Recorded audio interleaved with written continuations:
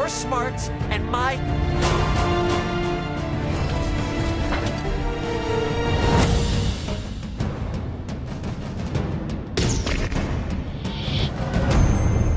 He told me enough. No, I.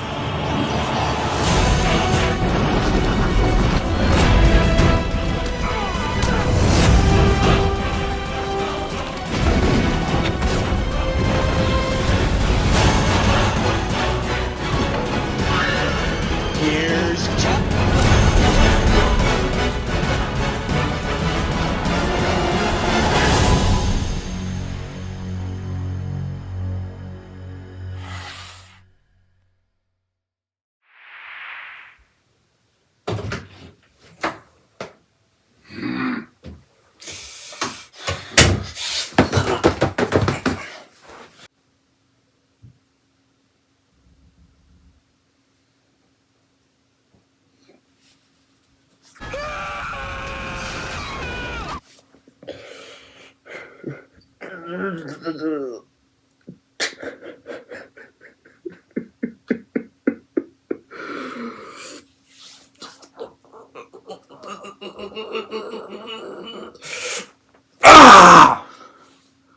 Hey everyone, it's Don G. Corleone here, and if you're wondering why both me and him are pissed off out of our fucking minds, it's because now I'm officially now here with a brand new epic rant, and this epic rant is going to be for one that was long planned, and just one that was so fucking bad, like really fucking bad, like holy shit, words cannot describe how awful this movie was.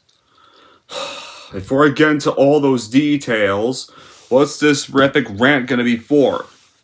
This is going to be for a new release that had actually released about back in February. It was one I had planned, but I was waiting for this to come to this. There's this much cheaper theater in my area. I was waiting for this to come to that theater so I wouldn't have to pay nearly $20 to watch this. At least only $5 or $6 minimum. That film was going to be for none other than, of course, the most despised movie of this year to many people, Madam Web, as this should be called Mad as Fuck Web, because this movie made me mad as fuck.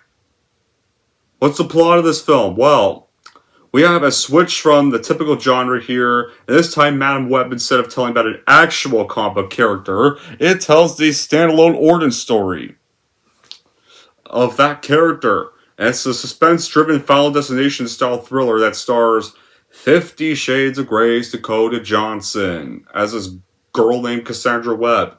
She's working as a paramedic in Manhattan, and she gets the powers to see the future, and now knows she could use that insight to change it.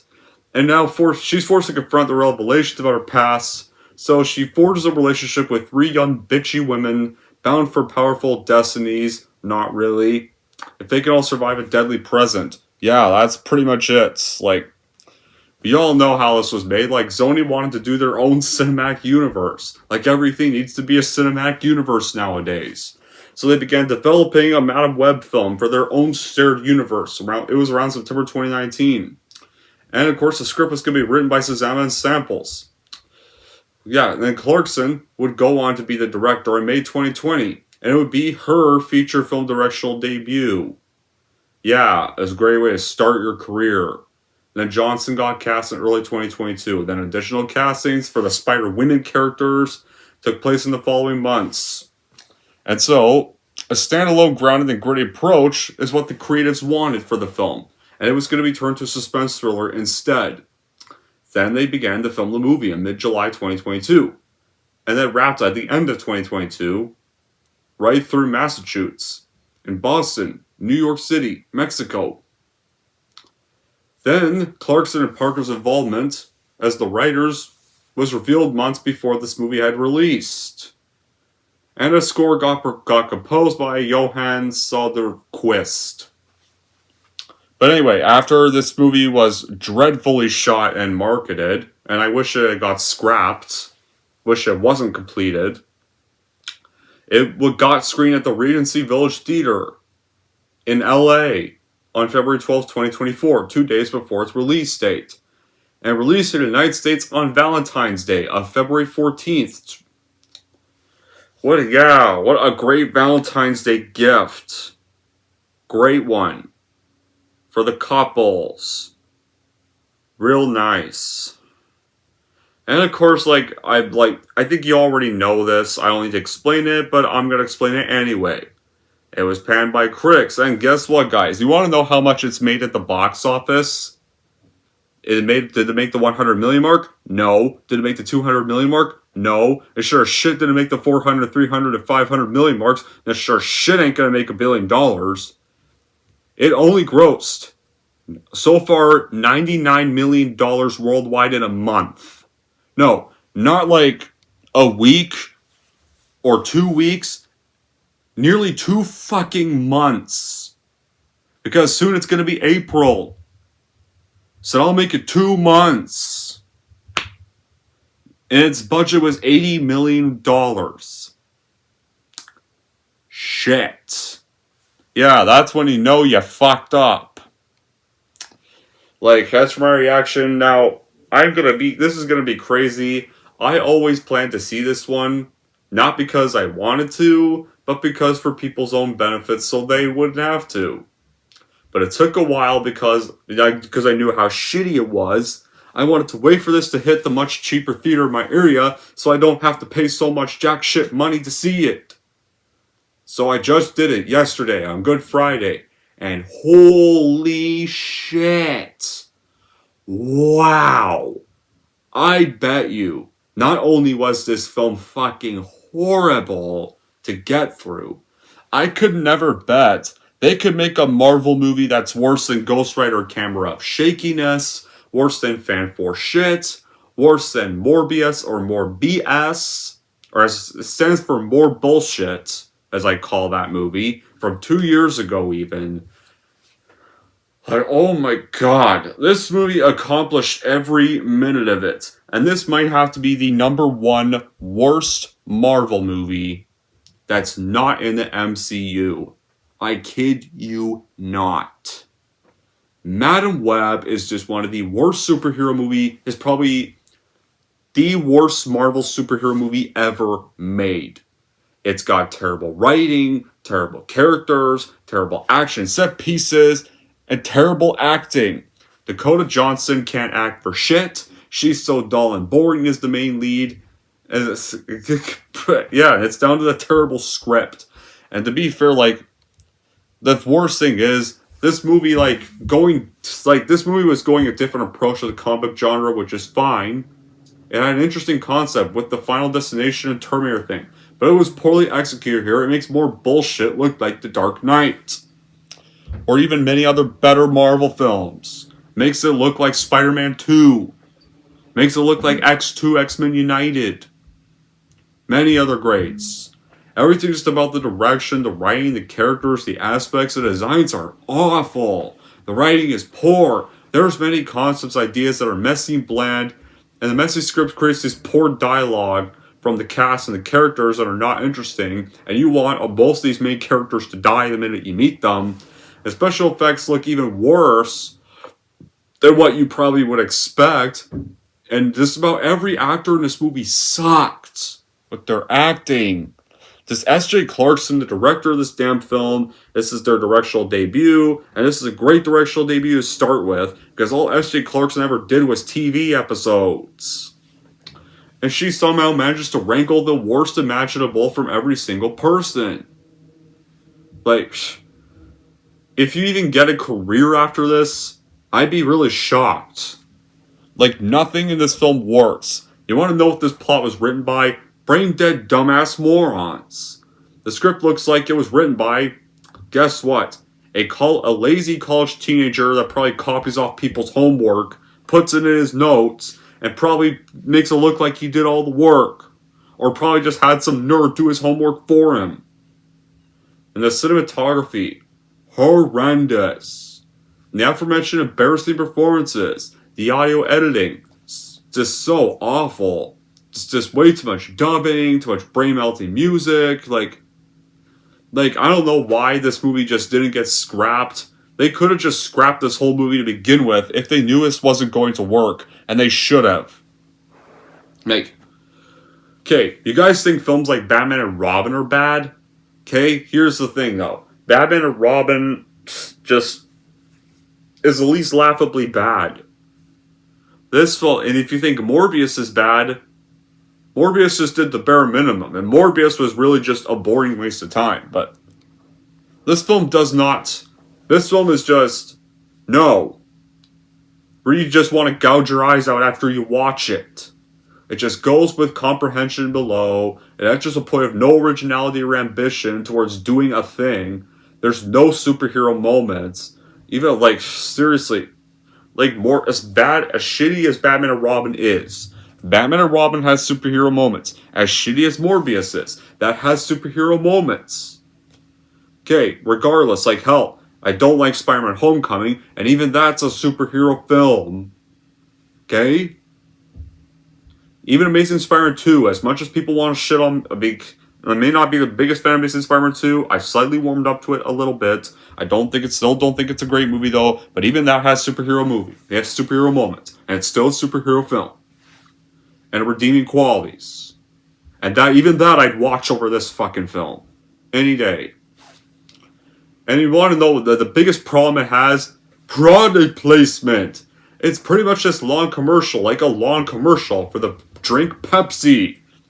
Like, I feel like just Pepsi literally stopped. Like, Pepsi just wanted to invest some product placement in their film, so they just stopped marketing for a little while so they could put their product placement in this movie. And I can bet you, S.J. Clarkson probably has this massive obsession with the drink Pepsi when they were making this film. They must, like, I bet Pepsi care more about this than they did with the Super Bowl. Like, this is just over the top and obviously placed in the whole film. Like, there's many other product placements. Calvin Klein, there's Chase, just many more I can mention. Like, this should be called, like, product placement, the Marvel version movie. Because all this movie was fucking product placements. In the stupidest way possible. Hell, we even start off the movie in the stupidest way possible here. Like, we open up in 1973 in the Amazon. And we meet a girl named Constance Webb, who's played by Carrie Bush. And she's researching this rare radioactive spider. We know it's a spider that's going to bite Peter Parker. And, along with Ezekiel Sim, who's played by Tahar Rahim. Now she's pregnant and she's weak. She's pushing through though. Then the spider gets found. And so, Sims decides to just betray the whole team and shoots them dead. Then Constance tries to grab a spider, but Sims shoots her too, and she's left to die. Then from the trees, these hidden like little Perusian warriors, hidden tribe people for some weird reason, led by a guy named Lazaranus, and they're called the Spiders. They grab Constance and they bring her to her cave. And then she's brought to a pool, and they use the same spider. Yeah, the one that's going to obviously bite Peter Parker, to bite Constance before she gives birth to her daughter. Then Constance dies, and before she dies, her baby is born, and is told by the chief that the girl's going to mean something great. And then we cut to 30 years later, because this movie's set in the year 2003. And yet, weirdly enough, despite this being set in 2003, this looks like it's set during the 2020s in anyway. So why should it matter when it's set? And if this is supposed to be how Peter Parker was born, then this is a horrible way to introduce that. If they're going to put a Peter Parker in this, it's a horrible way to introduce Peter Parker.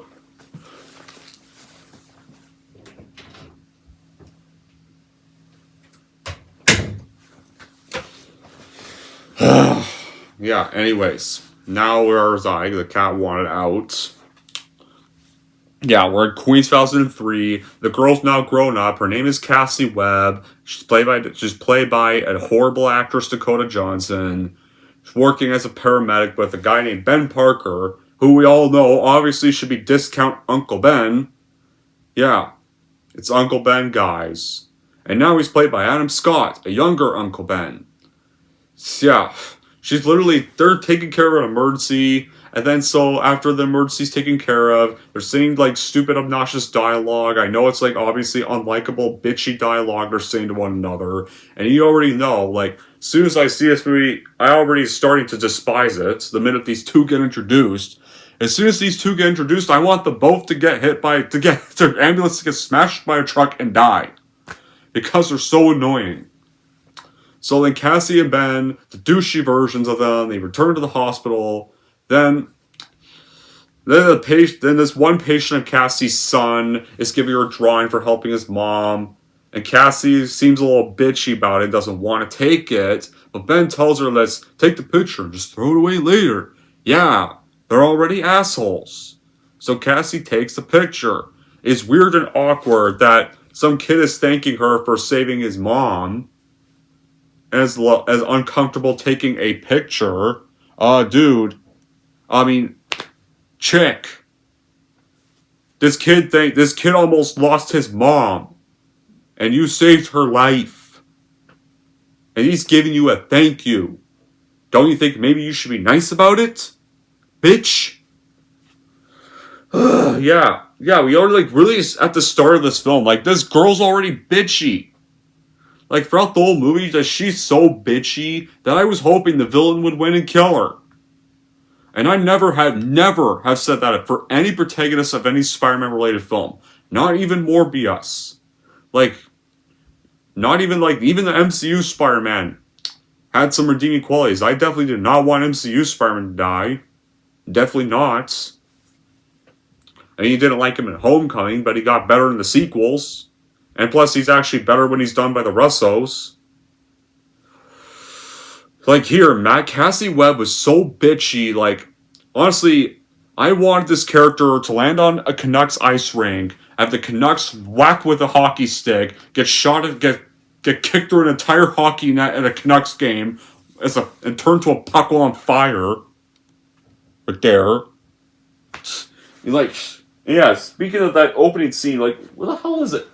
Oh, speaking of that opening scene with her not wanting to take the kid's picture, okay, when you watch this, when you watch this movie, even in Spider-Man's first film in this trilogy, Spider-Man was likable. Right here. As soon as Uncle Ben dies, he starts to develop better as a character. When Aunt May had that stroke in the first film, he immediately got to the hospital, he horrified, he realized Green Goblin knew who he was now. And who his family members were. He was horrified of the whole situation. Right there. He got that first movie. He gets better as a character there. The beginning of this movie. When he has to deliver the pizzas. He actually is willing to sacrifice his own job to save two kids on a street. Trying to get a ball. He saves them before a truck hits them. He says, okay kids, no playing in the streets. And the kids say, yes, Mr. Spider-Man. And then even gives a nice little see-ya to them. So yeah.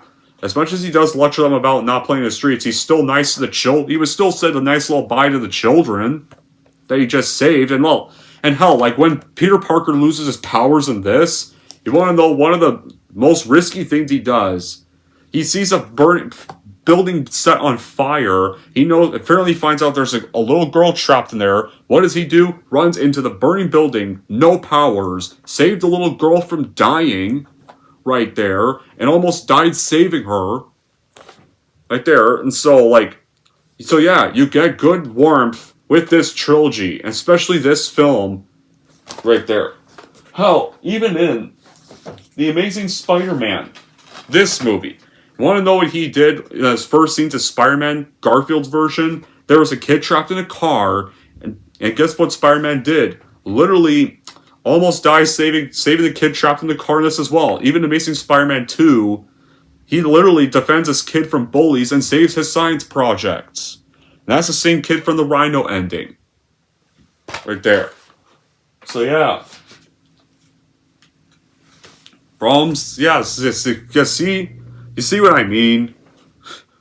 This kid, this chick already seems this Cassie chick seems like the kind of chick that probably would do none of that. And probably would laugh about it.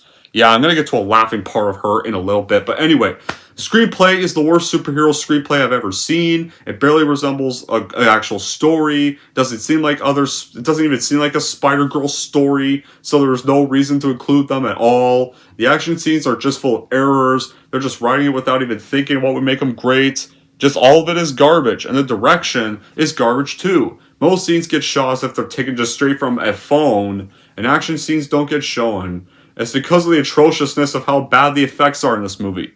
Just utterly pathetic. And after these general points, Sony, I know why Sony needs to just cancel their universe.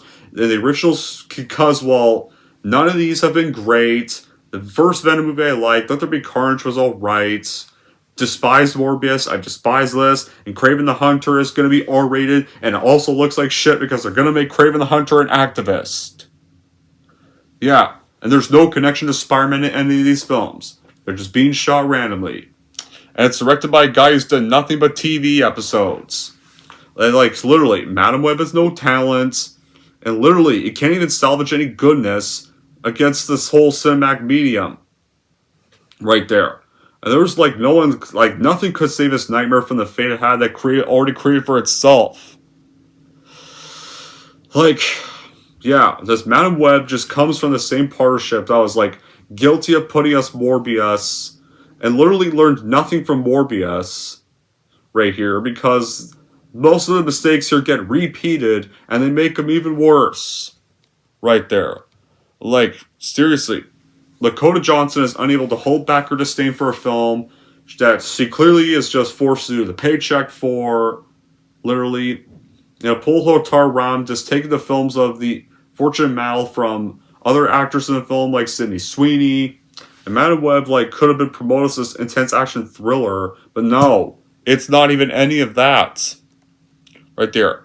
So, after, like, Madam Web's, like, scene in the hospital, like, where they were taking the kid's picture, and then literally they argue about Chinese takeout, and they bitch about the fortune cookies, saying they shouldn't order from them again. We then get to the villain Slims, and now he lives in New York as well. He gets haunted every night by a dream where 3 young women with Spider-Girl powers, they're attacking and killing him, and this happens on repeat, because every action scene in this movie happens on repeat. And then Sims sleeps with an undercover NSA agent.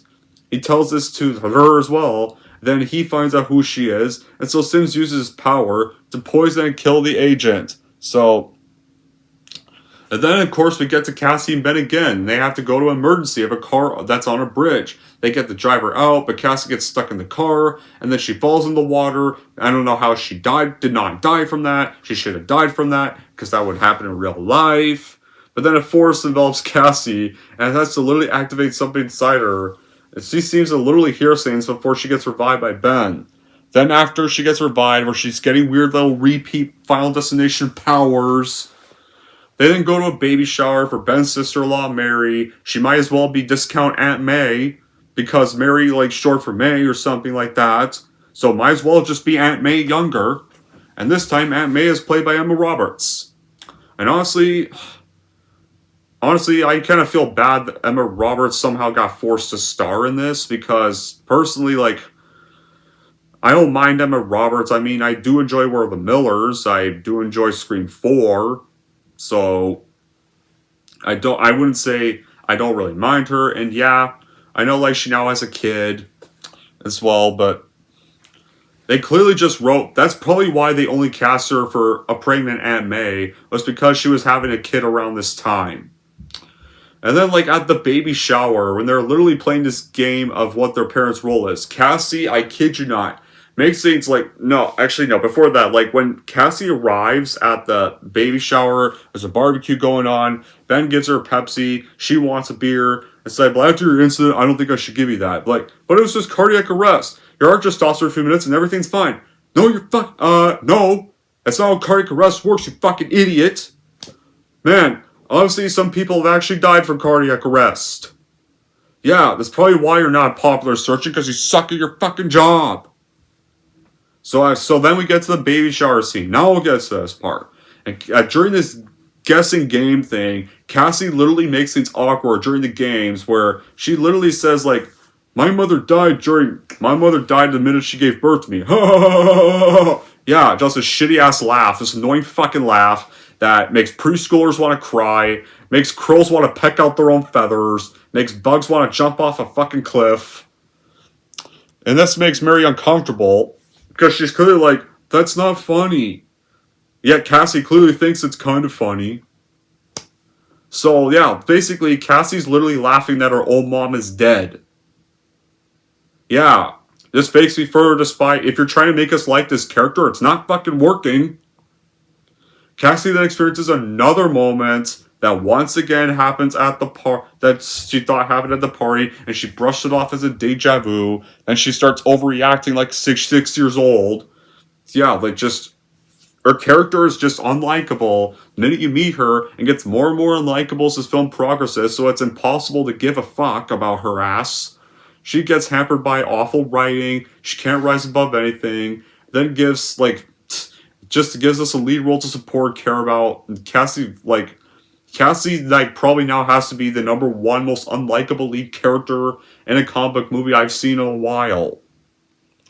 And then, of course, with Adam Scott as Uncle Ben, or discount younger Uncle Ben, like, the one tolerable person here, he gets nothing to do, and honestly, I did decently enjoy Adam Scott. Like, he was in that film Step Brothers, where he was Will Ferrell's jerk brother. Then he was in Piranha 3D as I think one of the like citizens that's working with the cops to defeat the piranhas. He was in that movie, and then he shittily dies at the end of the film for no reason, and it never gets resolved. Then he was also one of the family members in Krampus. Yeah, because he just gets nothing to do. It was done just to provide some more stupid fan service for this film. Like, this movie was already doomed. Like, from the minute the trailers happened, you can tell this movie was doomed from the start. Like, oh my god, and Spider-Man Lotus does not count, because Spider-Man Lotus is at least a fan film. Just everything about the filmmaking of this movie is some of the worst I've ever seen in my life. In fact, now that I mention it, maybe this should be a fan film, because this feels like a fucking fan film. The villain's motivation. Literally, we keep getting scenes of him having the same annoying dream where the three girls dressed up as Spider-Girls are killing him, so now he needs to find and murder all that. But apparently, why did they kill you, huh? We never get this little notion right there. It's like they just filmed his lines later. His mouth doesn't really even sink in with the dialogue, and you can even see it visibly. Speaking of these are guys who wrote the dialogue. They're responsible for writing some of the worst stuff out there. I'm surprised they still get funding in Hollywood. It's like nobody tried when they were doing this damn film. They probably knew it would suck, and they just didn't give a fuck. And the product placement, all over the place. There's too many Pepsi endorsements because the director has this obsession with chugging down Pepsi. Probably chugging a big tank of Pepsi when they were doing this film. The Code Johnson holds a can of Pepsi for 2 minutes, and the villain gets crushed by a sign of Pepsi to die. And S.J. Clarkson, the director, was just not experienced enough to tackle something like this, and this to be her first movie she's done. And all stuff related to the Parkers, especially Ben, it's just done so heavy-handed, and they're only thrown in just to give us a connection to Spider-Man, and it should not be connected to Spider-Man at all. And having Adam Scott play Ben Parker was ridiculous, and just does nothing to help the film. So then, during the baby shower scene, this fire breaks out of the building, and Cassie and Ben have to go respond, and while Cassie tends to an injured man, another vision happens over her co-worker, who's just cameoed by Mike Epps from The Hangover, and there's blood on her hands, and then she snaps back to the present, and then she sees, the co-worker then dies, whatever. They try to make this scene emotional, but you don't care because you don't know this guy. Yeah. So then Cassie's all despaired by some character we never knew, or never cared about, and watches A Christmas Carol, and now she fears she can't even control what she sees. Then another vision happens, and a bird flies at her window, breaks it, and it somehow dies on impact. And it's another vision. So Cassie leaves the window open so the bird can literally fly in and out easily, and tells her she can alter events. Then Sims works with another assistant named Maria to track down the killers and use face scan technology, and their technology lands on 3 annoying as fuck teenagers I also want to die more than Johnson's character. I kid you not. They're even bitchier than Cassie. Their characters are Julia Cornwallis, played by Sydney Sweeney, Anya Corazon, played by Isabella Brazil, and Martha Manny Franklin, played by Celsi O'Connor. So Cassie then boards a train as to 3 girls that pretty much are the Pandaverse versions of the main characters from South Park. Yeah, and Cassie sees a vision of Slims killing all 3 of them. And so she quickly gets them all out immediately, and the girls think Cassie's trying to kidnap them, and they don't believe her. But then they see Sims crawling down the ceiling, and they realize they're in danger. So Cassie, instead of like borrowing a cab, she actually steals shit because she's an asshole. She steals the cab from a guy, doesn't even bother to say she needs to borrow it, just takes it from him, and then gets the girls to join her. They do escape Sims, and they get through a bunch of awkward intros. So Cassie then brings them right of all places to the woods. Of all the places to hide them, it's the fucking woods. To try and explain the visions. And the three girls realize that they probably know Cassie. Apparently Julia's a stepdaughter, Cassie's patient. Yeah, the one whose son that she was somewhat bitchy to and didn't want to take the drawing. Then Nani knows Cassie is someone who lives in the building, keeps leaving junk mail in her place. And then Maddie actually flipped Cassie off after almost hitting her with the ambulance because Maddie rode her skateboard in front of her. So Cassie pretty much tells them to stay in the woods, abandons their asses in the woods. And so literally so that Sim can't find them while she goes to investigate. So yeah, of all the places Cassie leaves them, it's the fucking woods. Yeah, the woods are totally safe to leave two teenagers in. So what? Lions, tigers, and bears could eat them. Oh my. Oh great, now I'm quoting the Wizard of Oz. But if the lions, tigers, and bears ate these three annoying characters, that would be a relief.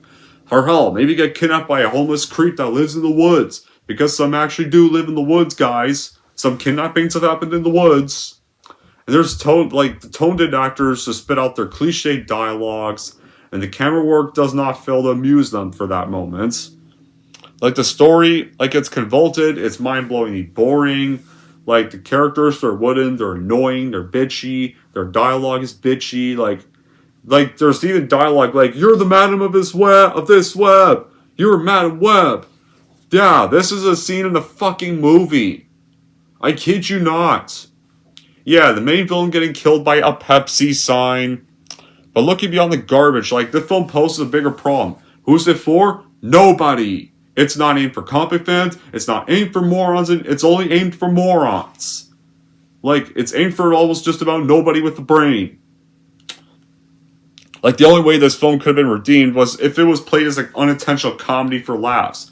They could have had a total dud on their hands, but they could have continued regardless. And with actually good writers and directors, they could have been retold as a parody film. In its own ridiculousness. Yeah, because even though the acting would still be painful, it would be more tolerable if it was done for comedy. And but that's not the only problems. The pacing is slow. I was waiting for this damn movie to end, and this is supposed to be 116 minutes long, and sure as shit doesn't feel like it, because it's 2.5 fucking hours long at this rate. It sure might as well just be 2.5 hours long. So yeah, after Cassie abandons their asses in the woods, she goes to her apartment, finds pictures of journals that belong to Constance, and a picture of her and Sims, and the girls are getting bored and restless, they were told to stay there, but literally, Maddie, because Maddie's the most annoying of the three, yeah, I remember that, she's the most dumbest shit of the three, let's go to a diner, and get food, and disobey Cassie's orders. So the three go to a diner, they hang out with some boys, they dance on a table, they twerk their asses. Yeah, again. Does Marvel not know dance scenes don't work? It sure didn't work in Spider-Man 3, and it sure shit didn't work in Morbius. So it sure shit wouldn't work in this. Cassie goes back to the woods, and the girls are gone. And then she sees a vision of the diner, and they're getting killed again.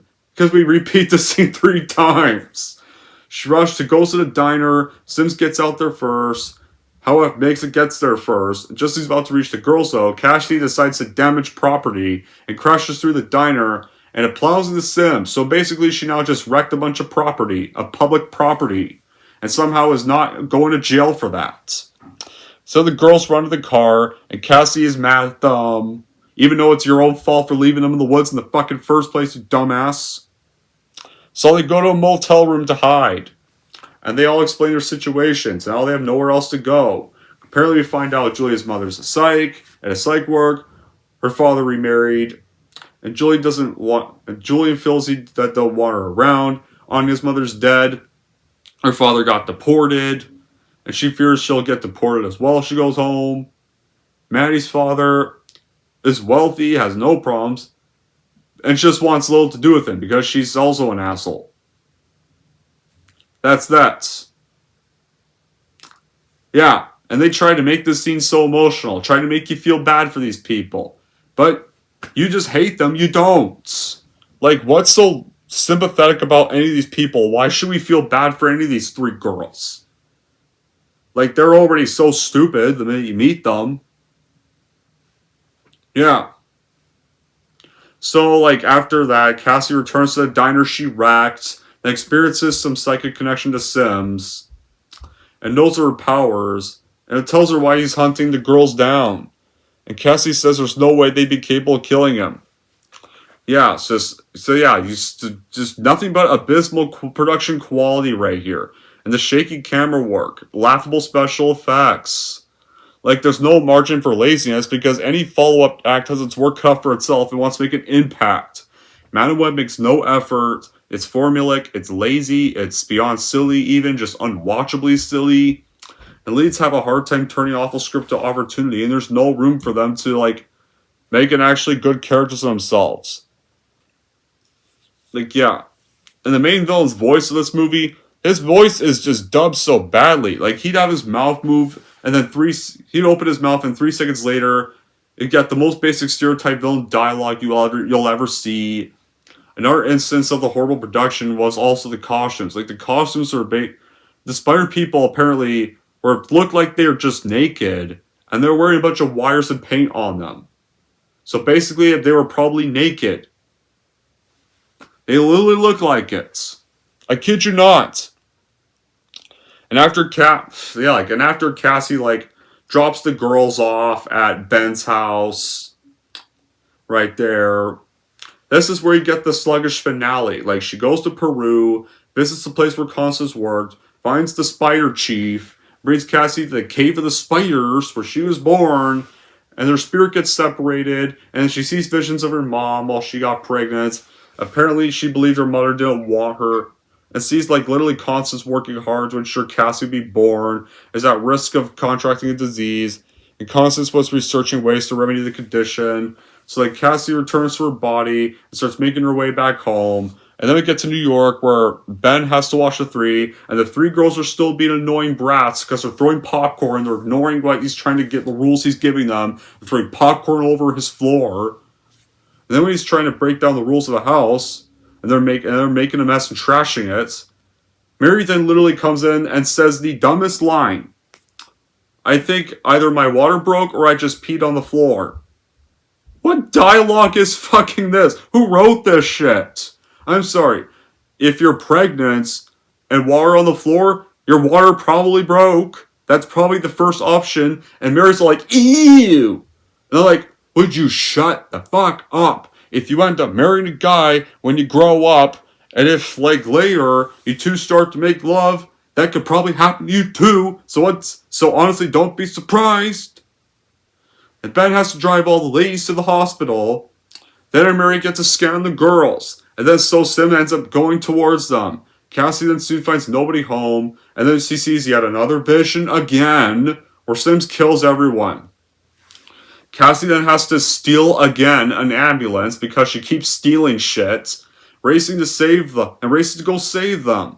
Sims catches up to them though, and nearly detonates the grenade that's gonna kill them, and Cassie crashes through a billboard to Sims and retrieves the girls, and Ben and Mary continue going to the hospital. Then Cassie has the girls work with her, so they can keep Sims off their backs, and then she speeds through the streets, and then the ambulance dies though, which is not surprising considering you crashed a guy into a billboard. Like Grand Theft Auto, did CJ also play Grand Theft Auto 5 and just see the hospital stealing parts and like, I'll put that in the movie? Yeah, clearly you played too much Grand Theft Auto. You ain't no Grand Theft Auto, so stop being Grand Theft Auto. Yeah, they get to the warehouse, and Cassie radios a chopper to get them out. And the girls set off flares, but then Sims arrives, and they start going as he makes it. The girls get to the rooftop, and they try to get higher, but Sims just brings the chopper down. That's not shocking.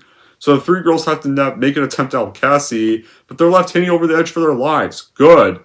Let them fall to their deaths. That would be better. Let them all die. Because I hate these three girls so fucking much. And Sims taunts Cassie how she can't save them at all. And then she remembers her experience in Las Aranas. And Cassie literally projects herself to save each girl. And Sims gets in a trap. And then the warehouse sign collapses. And it's a Pepsi sign. And Sims literally starts getting stuck under falling debris. And yeah, it's a fucking Pepsi sign because the director has an obsession for Pepsi. Probably drinking so much Pepsi and wanted to put Pepsi in the film. And Cassie tells him his visions weren't warning him about the girls. They're warning him about her. So Sims pummels to the ground, gets crushed by the Pepsi sign, and Cassie falls into the river as well. As one of the fireworks fly into her face, blinding her, and somehow she's not dead from that either, for some weird reason. Even though she probably would be, even with superpowers or not. So Julia goes in the river to get Cassie out before Anya and Maddie administer CPR, and they're able to revive her just within seconds. No. So they go back to the four unlikable brats go to the hospital. They gather around Cassie's bedside, and then Mary ends up giving birth to a healthy baby boy. We never know his name, but obviously, since it's obvious, it obviously should be Peter Parker at this rate. Might as well just call it Peter Parker. Yeah, and that's another problem. May and Ben are supposed to be his uncle and aunt, not his parents. They couldn't even get the Spider-Man lore right. Wow. But Cassie is now blind, paralyzed, and somehow not dead though, and still alive. And she takes in Julia, Anya, and Maddie as her daughters, which would be probably impossible. And Cassie tells them another vision. And it's the four of them are donning suits, they're becoming superpowered crime fighters. And that ain't gonna happen and we're not gonna get that movie because this movie bombed. And Cassie then smiles, and the movie's finally fucking over. Yeah, but what happens next? Cassie might as well have made herself a fugitive when she stole a taxi, smashed through a diner, stole a skateboard, was even about to be arrested. So shouldn't seeing these three already be in fucking jail? Because they basically committed crimes throughout the film. And what happens to Ben after Peter Parker is delivered, and him and May can finally go home from the hospital, do him and May just go back home with baby Peter, sit on the couch, and they all drink and maybe even feed Peter Parker Pepsi? More fucking Pepsi? Or maybe more barbecuing more fucking hamburgers? And Cassie and the teenage girls, they're just sitting in a condo hideout. Are you just going to spend the rest of their lives just talking about how cool they are and eat more Chinese takeout and bitching about more fortune cookies? All these I could bet happen off screen. Probably. Yeah, so pretty much, seriously. Anyway, this is just predictable. This video is way too long already. The entire plot feels like it's set up for sequels, and they're never going to happen because this movie did not make shit at the box office. So don't count any movies happening, and thank God they won't. And it lost money, and I wouldn't be surprised if once they release Venom: The Last Dance, all the Sonyverse stuff gets canceled. And maybe they'll realize that maybe these villains are not worthy of their own movies or own origin movies for good reasons. Right there. So how about you just leave them the fuck alone? So I guess this movie bombing at the box office would be a good quality right there. And the only one I have, because in general, you want to know what this movie has for good qualities? 0! Yeah, 0 good qualities. Madam Web fucking sucks. Madam Web is no doubt the #1 worst movie I have seen this year, and the #1 worst Marvel movie not in the MCU I ever saw, or even in general. So, in the end, Madam Web is horseshit. Please do not watch this movie, unless you think you'll get a lifetime supply of Pepsi if you randomly think, which you probably obviously won't. Anyways, guys, that's it for my epic rant on Madam Web. And if you're wondering how I'm going to rank Madam Web, here's how I'm going to rank this movie. So overall, never, ever watch Madam Web, because it is nothing but steaming piles of horse shit being thrown into your face. And if you're wondering how I'm going to rank Madam Web, I'm going to give Madam Web a rare -0 out of 10. And there we go, guys. That wraps up my epic rant for Madam Web. Finally, that video is finally done.